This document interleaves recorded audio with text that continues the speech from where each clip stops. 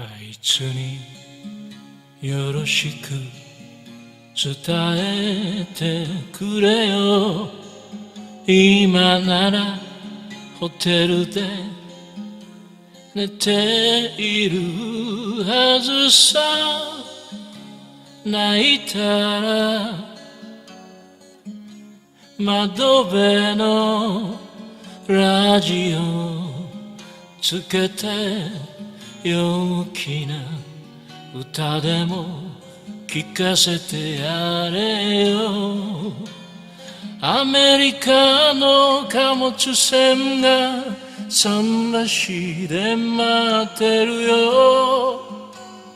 冬のリビエラ、男ってやつは港を出てゆく船のようだね。悲しければ悲しいほど黙り込むもんだね。